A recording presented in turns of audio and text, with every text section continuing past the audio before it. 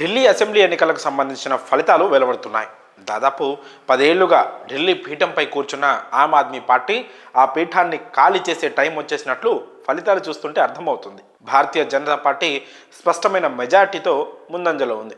Exit poll సర్వేలు చెప్పినట్లుగానే ఆప్ అధికారానికి దూరం కానుంది. దాదాపు 27 ఏళ్ల సుదీర్ఘ కాలం తర్వాత బీజేపీ ఢిల్లీ సీఎం కుర్చీని దక్కించుకోనుంది.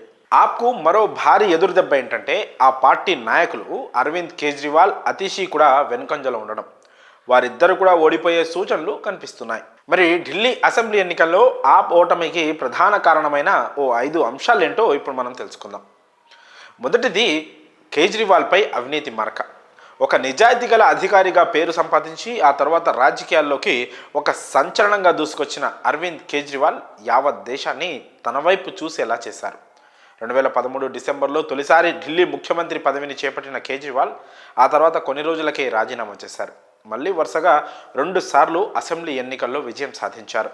తన ఆమ్ ఆద్మీ పార్టీని ఇతర రాష్ట్రాలకు కూడా విస్తరించారు. దేశ రాజకీయాల్లో కీలక వ్యక్తిగా మారుతున్న తరుణంలో ఢిల్లీ లిక్కర్ స్కామ్ ఆయనపై అవినీతి మరకను వేసింది. ఈ కేసులో ఈడీ కేజ్రీవాల్ను అరెస్ట్ చేసిన విషయం తెలిసిందే. గోవా అసెంబ్లీ ఎన్నికల సందర్భంగా 45 కోట్ల రూపాయల చేతులు మారినట్లు ఈడీ అభియోగాలు మోపింది.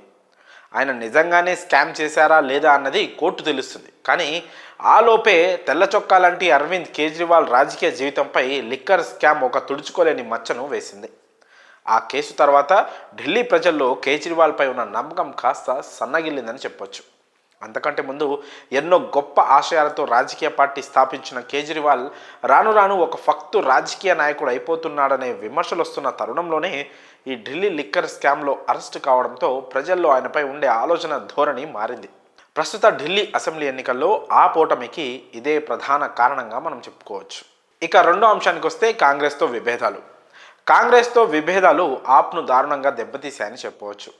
2024 పార్లమెంట్ ఎన్నికల్లో కలిసి పోటీ చేసిన ఆప్, కాంగ్రెస్ అసెంబ్లీ ఎన్నికల్లో మాత్రం విడివిడిగా పోటీ చేశాయి. ఇందుకు ప్రధాన కారణం కేజ్రీవాల్ అనే చెప్పుకోవాలి. ఎందుకంటే ఒంటరిగానైనా సరే అసెంబ్లీ ఎన్నికల్లో ఖచ్చితంగా గెలుస్తామనే ధీమాతో కాంగ్రెస్తో పొత్తు వద్దనుకున్నారు కేజ్రీవాల్. ఈ నిర్ణయమే ఆప్ను దారుణంగా దెబ్బతీసింది. ప్రస్తుతం వెలువడుతున్న ఫలితాల్లో ఆప్ ఓట్ షేర్ను కాంగ్రెస్ పార్టీ దారుణంగా చీల్చింది.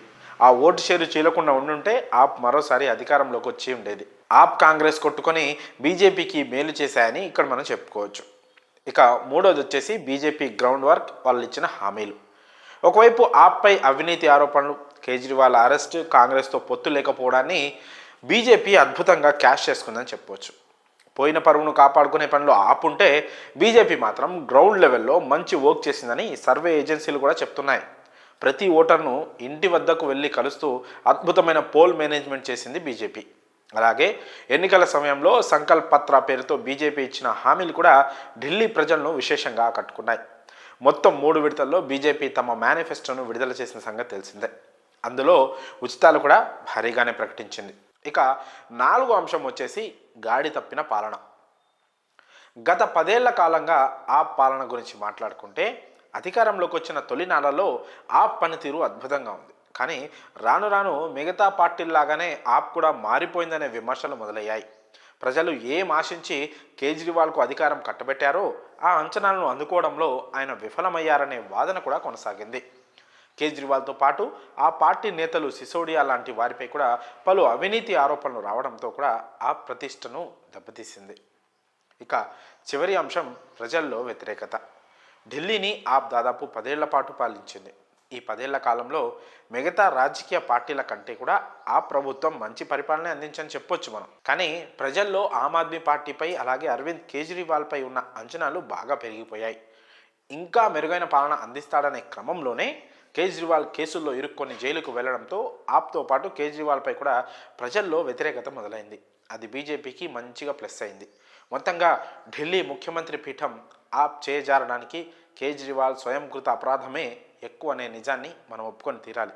మరి ఢిల్లీ అసెంబ్లీ ఎన్నికలు 2025లో ఆప్ ఓటమి దిశగా వెళ్ళడానికి కారణాలేంటో మీ అభిప్రాయాలను కామెంట్స్ రూపంలో తెలియజేయండి.